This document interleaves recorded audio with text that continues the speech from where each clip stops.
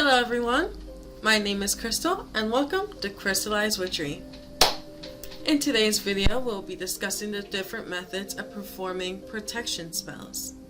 Before we begin, I wanted to say that protection spells are for protecting yourself or others from harm.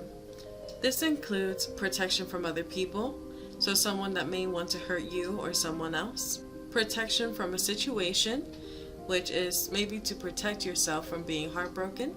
Protection from a concept, for example, protection from hexes, spiritual beings, or mental or spiritual harm. Now that we covered the basics, let's get on to the video. Hello again everyone. So I will be giving some examples of protection spells and the different ways to use them. So the most basic that we can go for is prayer magic. Prayer magic can be anything from incantations to just simply maybe lighting a candle and just praying. This is mainly used for those that may have deities within their practice, like Christian witches or Catholics or Buddhists, whatever the case may be, but the ones that have deities. Now, the thing about incantations that many people think that they have to rhyme. They don't necessarily have to rhyme. In fact, you can even make one up. I personally do not like to follow incantations that are online, only because the incantations online, you don't necessarily know the person that made them. It may sound good on the surface, but then you realize that they twisted words and then there might be like an evil meaning behind it or anything along those lines. So I much rather, for beginner witches, that you make your own incantations and then follow through with that. Secondly, we could do a simple written spell. I've done a video on written magic, so if you want, I'll put that in the description below. A simple written spell can be you writing either in Theban or Celestial alphabet, and what you'll do is protection spell on the top, then on the bottom you'll make sure that it's clear, so and so needs protection from this thing or this person, and you can have it that way. Just simple written spell, and until you feel like the coast is clear. Once you think that everything's fine, you can dispose of the spell. Or if you just feel like you need it, put it in a nice little box for safekeeping. Now this one I specifically want to talk about because we are in a world right now where not everywhere or hardly anywhere is safe. If you feel like you may have some danger that at any moment someone can break into your home, or just feel like your home overall may be in danger, you can have specific sigils that you would write on the windows or on your doors. Now, I don't mean grabbing Sharpie or a marker of some sort and drawing onto your windows, because that would just look sloppy. And I mean, you can do it, obviously, like maybe if you have a paper and you want to tape that onto your window or your door or whatever the case may be. But for those that don't want to do that, you can use something like moon water, blessed water, or you may even use some protection oil, which those are sold as well. So it depends what you want specifically, but that can be used for that. Another thing that you can use for protection of the home is a picture of the deity that you may follow. Now, I know a lot for Christians. I know because I was raised in a Christian family. My mom used to have little pictures of angels anytime we thought we would see ghosts, or we thought that there was some sort of evil spirit within the home. She would tape those pictures above each door in each of our rooms and above the windows. Since we were also on the topic of water-based protection, you can always use moon water or holy water on the window seal of your rooms. So if you feel like there might be an evil spirit in the room, you can always have that bowl or the cup of moon water or holy water or blessed water in general, to make sure that whatever's there, it can be absorbed by the water. Next, we're gonna move on to candle magic, and I've spoken a lot about candle magic. I will be having a video come out next Wednesday, all about candle magic for beginners in my Witchery 101 series. I have explained this a little bit in my color magic video, so if you want to watch that, I'll put that in the description below. But with candle magic, of course, you can carve in sigils. It's very easy with that. You can also dress or make a candle to fit the specific needs of protection. So as you light it, it will either protect the home that it is in, or you can have it like drip the wax over what it is that you want to protect. Let's say it's an amulet, or maybe you have a specific like jewelry box that has a bunch of jewelry that's really important to you. Then you'll put some wax over the box itself. Or if you have that jewelry box, the box itself is maybe made out of silk and you don't want to damage the material, what you can do is maybe tie a ribbon around it and then put wax over that ribbon. Another thing you can do with candles is anoint it. The way that you anoint your candles can be, if you want protection, you will anoint the candle so that it'll go, I want protection. Or if you're doing like, I want to get rid of someone, I need protection from this person, you want that person to go away, so you anoint the candle the opposite way. You can anoint your candles with moon water, blessed water, or cleansing oils. The next thing I want to speak about is protection sachets. I have done protection sachets in my video of 16 sachets. So if you want to take a look at that, it will be in the description below. Sachets are one of those things that you can have them anywhere. It could be in your car, it can be in your house, it can be in your desk. Just herbal sachets are found almost anywhere. So if you are a witch hiding in the broom closet, this isn't something that people really question, because you can say it is for fragrance.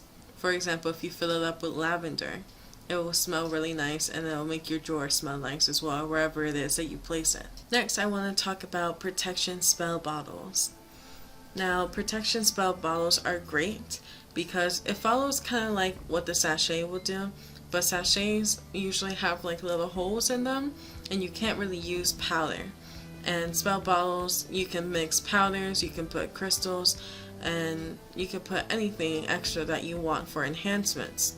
And you can also pour wax over it to make sure that it's sealed and nothing can get through. Another thing about spell bottles is, especially if you have one with a cork, you can make them into necklaces, like the one I have here. This is one that I have made personally. It has many different herbs.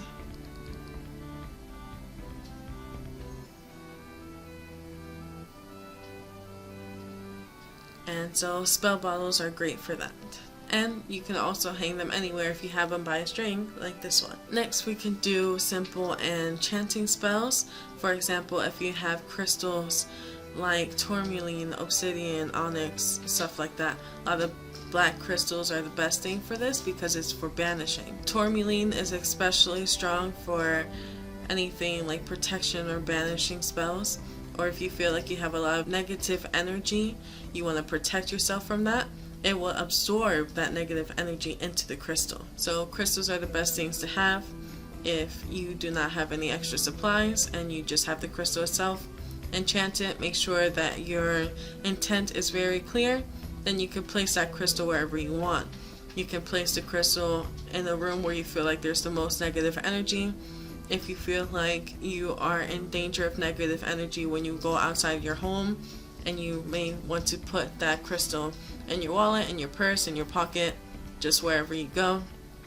Or if you feel like your workplace itself is toxic, you can put that in your drawer, and no one will really look into your drawers, hopefully, because it's your workplace. If you work at an office, it can just be there wherever you need it. Last but not least, I want to talk about black witch's salt. Now, many people ask me how I make my black witch's salt.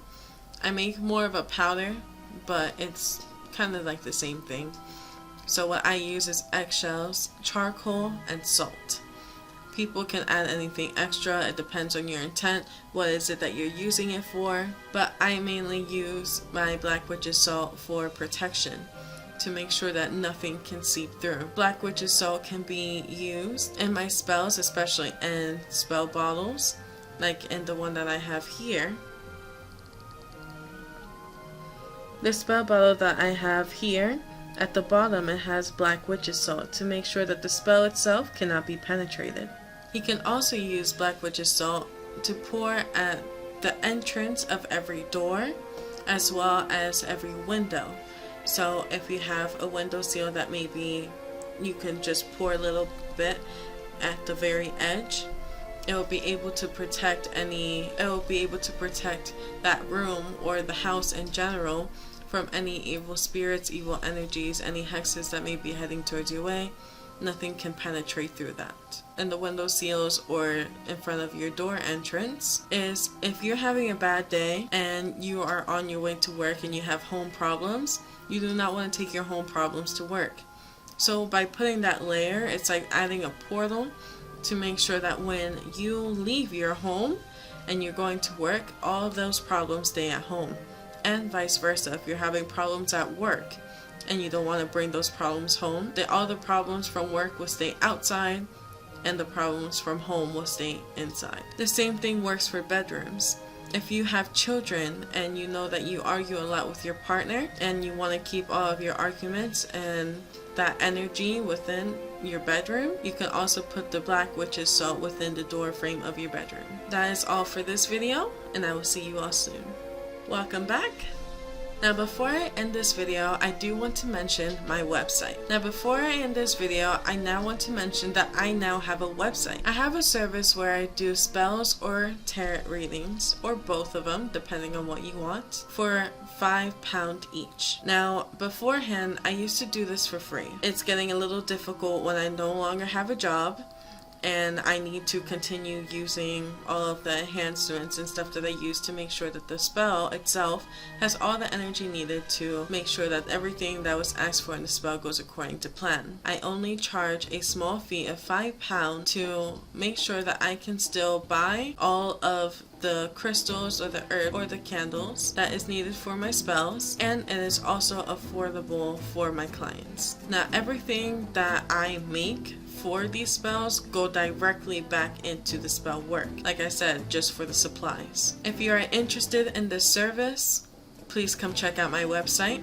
at crystallizedwitchery.weebly.com. This website will also be in the description below. On my website, I also have a donations button when you go to the purchasing tab. So you can go, like if you were trying to order my service in general, either for the spells or for the tarot readings, and right there will be the donations button.